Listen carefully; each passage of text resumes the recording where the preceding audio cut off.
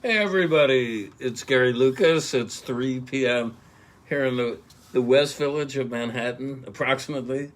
Maybe I'm a few seconds early. I counted down digitally, and okay, here we are. So, what an interesting week. It just gets better and better, or worse and worse, depending on how you look at it. It's certainly, a bit of a nail biter vis-a-vis what Trump is going to do next, as far as trying to disrupt democracy in this fair nation. I don't know, but I have a feeling that good people will prevail at the end. But he sure is trying to pull some shit, is he not? And also, Reed Don Jr., I mean, this guy today bragged about how he got the Rona, the Rona virus. Maybe it was short for Rona Barrett. I don't know. He was making a Hollywood connection there, but yeah, it was just. Oh, and he also said that he was probably going to spend the next couple of days cleaning his guns. Now, I don't know if that was a signal to all the amateur militiamen, boys out there.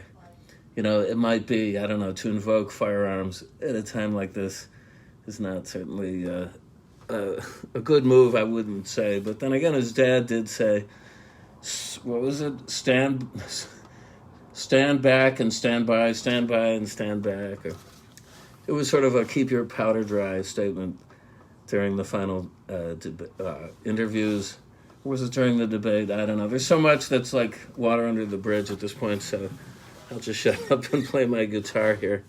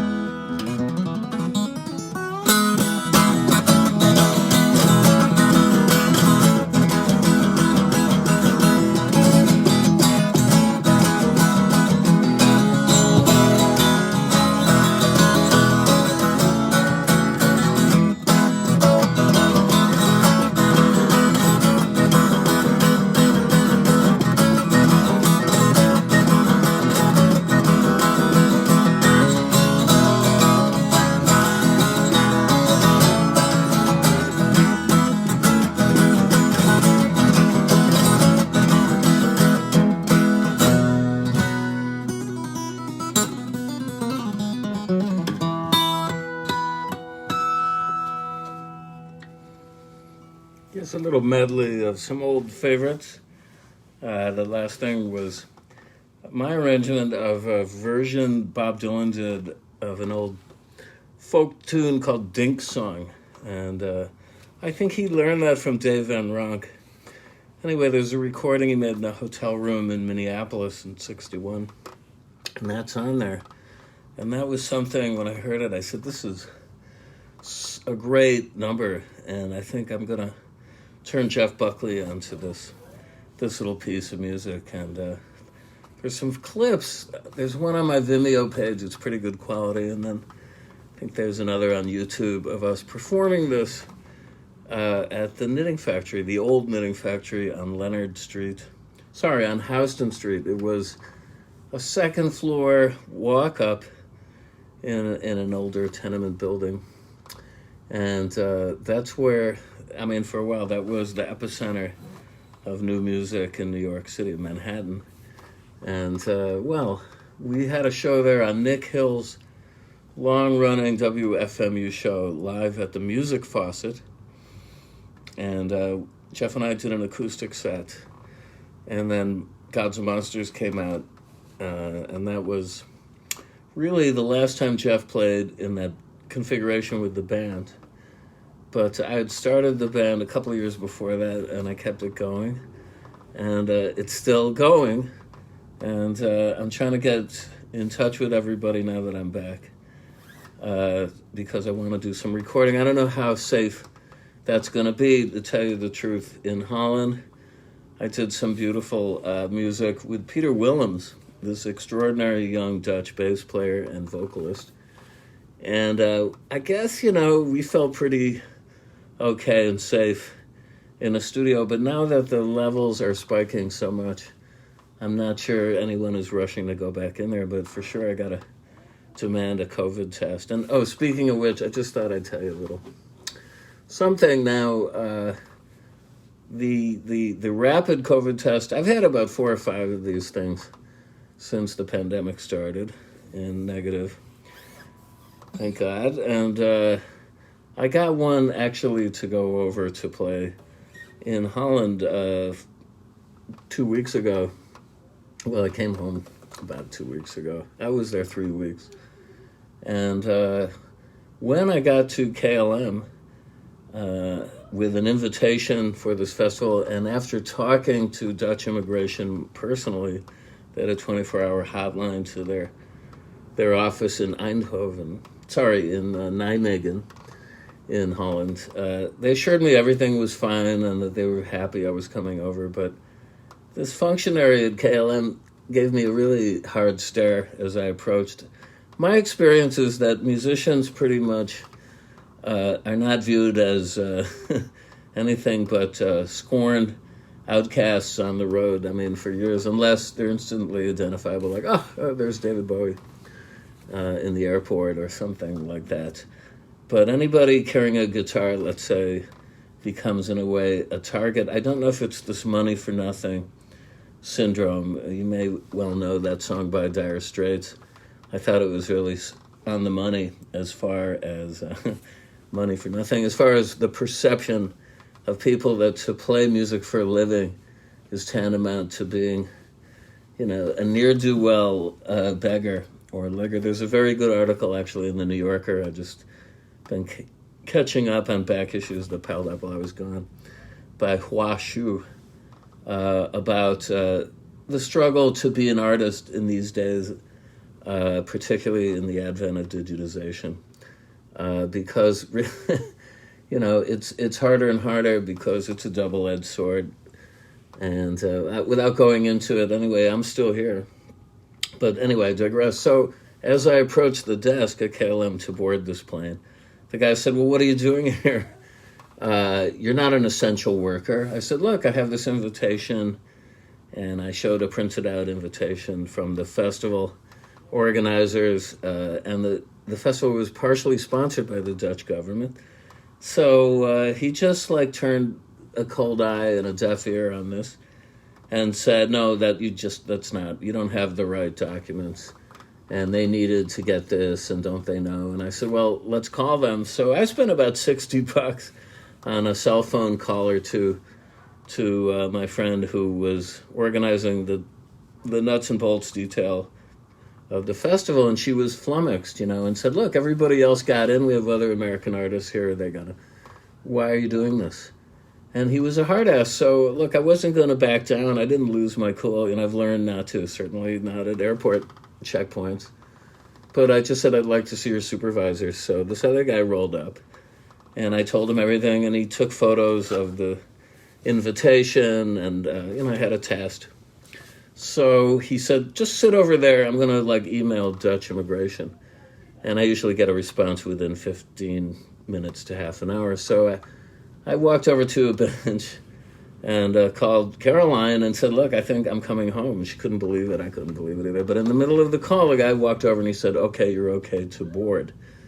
And then he said, we just got this from Dutch immigration.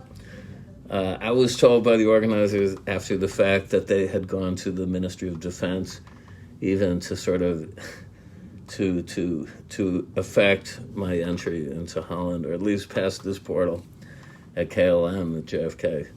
So that was a relief. And then he said, "Now you need to take a picture of, you have an iPhone, please take a photo of my phone screen here," because that had the official okay to board notification that he had just received from immigration in Holland. And that served me in good stead. The flight was there were about 40 people on this jumbo jet, which was kind of delightful in a way. Everybody masked. A lot of room to stretch out if you so choose. There were rows of 4 seats abounding all throughout the plane. But I usually stay up and read on these flights. But anyway, at 7 a.m. when we got to Schiphol Airport in Amsterdam, once I got to the checkpoint for their incoming immigration, I got the same response. And the guy said, "What are you doing here? Americans are not supposed to fly." And I said, "Well, I have authorization from Dutch immigration that allowing me here." And I showed him my cell phone screen where I'd saved that shot of this other guy's screen at JFK. And he said, "Okay." So I got in. So that was, just something to be aware of if you happen to be attempting to fly out of this country or crossing a border anywhere right now. Basically, my takeaway was there are no real hard and fast rules, or they change every 5 minutes, let's say, depending on who you talk to. I know that the people in Eindhoven at the So What's Next festival really tried their damnedest to get some official documentation, and basically just got sloughed off or got assurances. And while I was there, they did prohibit entry into movie theaters. Not that I was planning to go see a movie in a theater environment. But, anyway, all that is to say, it's great to be home, although I do miss Holland. I love Holland. And while I got your attention, my old Dutch friend, the producer, Co de Kloot, he is the Dutch go-to Beefheart Zappa guy of Holland. Here he's got a new book out of his recollections of all of the times and interactions he had with the one and only Frank Zappa, one of my childhood heroes. And Co's father, who's still kicking, who was a nice guy, was actually the first DJ, I think, in Holland to meet Frank and promote his work on the radio, going back to the earliest tours of the Mothers of Invention. I guess this is circa 67 or 68. But anyway, Co has taken on the task over many years to be a standard bearer for all things Zappa, Beefheart, and good music, and like that. And we love you, Co. So check out his book, Frank and Co. I know that there's even a picture of me in there, plus a script of a transcript of an interview with Don Van Vliet that Co did. It's the last lengthy interview with Beefheart, and I set it to music along with Co, and it was broadcast. It was a commission from Dutch National Radio, and it was titled "I Have a Cat." So that's in there. There's a lot of goodies. It's a great book. And speaking of another great book, our dear friend Richard Porton who's an editor at, for my money, the best film journal going in English, Cineast magazine. And it's called Film and the Anarchist Imagination. This is the mirror image, so you have to put the phone in a mirror, I guess, to read this right side up. It's really an exhaustive and fun account of the anarchist impulse. Actually, Trump throws around this world so much, as do the Republicans in general, to frighten everybody, but his definition of anarchism is not comporting with the traditional sense of the word. And you can go ask Caroline about this, because both Richard and Caroline were students at the University of East Anglia back in the day, and were studying anarchist philosophy of the Peter Kropotkin sort. Anyway, Richard traces the impulse into films by people like Jean Vigo and Godard, et cetera, and this is the second edition. It's expanded and updated. It's a really good book, so seek them out wherever fine literature is pervade. Probably best find it online. I don't know. There are less and less bookstores, which is tragic.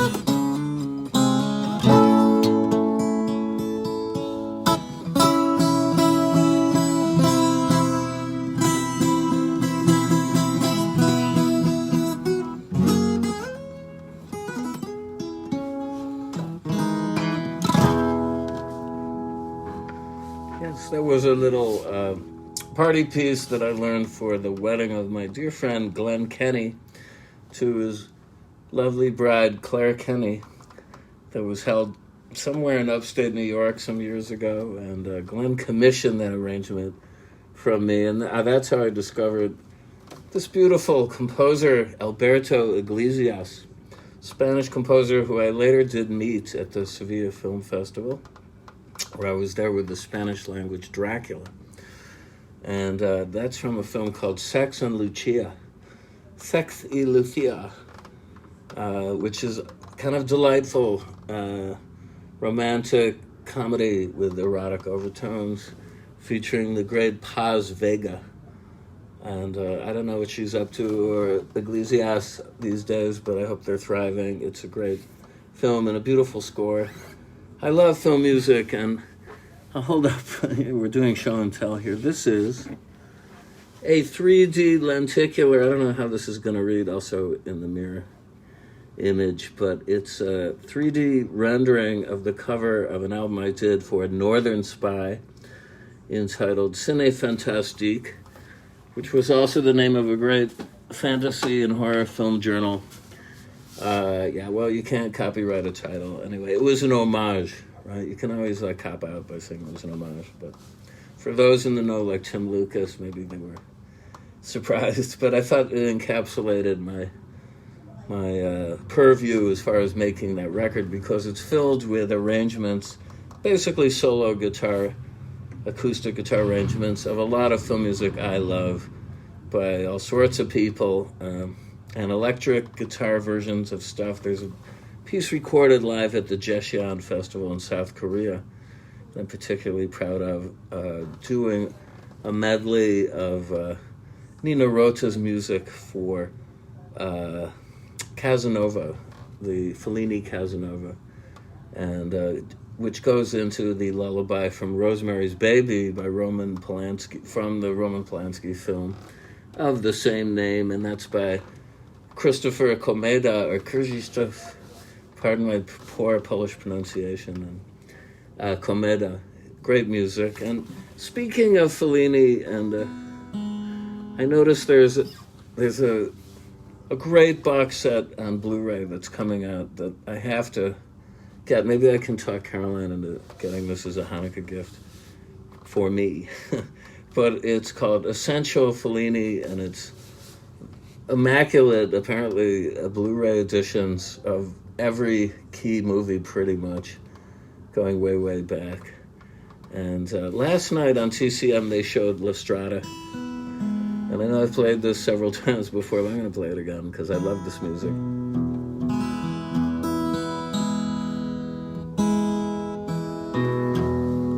Nino Rota.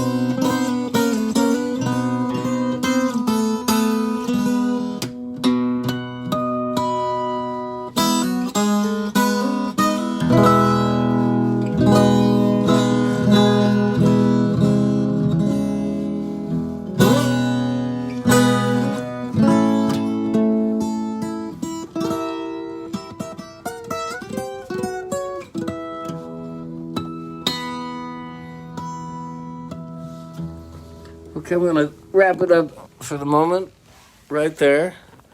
And let's see if you can see out the window. That's pretty bad. Maybe I'll open these windows. It looks like it's going to rain. It was lovely earlier. It was almost like a summer day. really warm. Oh well, I don't think you can. But anyway, I'll just point it in the general direction. See, that oligarch's mansion is really coming along, is it not? Didn't take any of my view, though. And Julian Schnabel's Palazzo Ciuppi looks incredible as always. That pink edifice over there with the Spanish windows. And there's the Hudson River and a little bit of Hoboken. And all right, I'm gonna cut the guided tour short. Thanks so much for tuning in. As always, I love to play for you guys, and I'll be here as ever on Tuesday again, 3 p.m. Eastern Standard Time. And until that time, please wear that mask and stay safe, okay? Big hugs. I love you guys, and I'll see you soon. All right, have a great weekend now.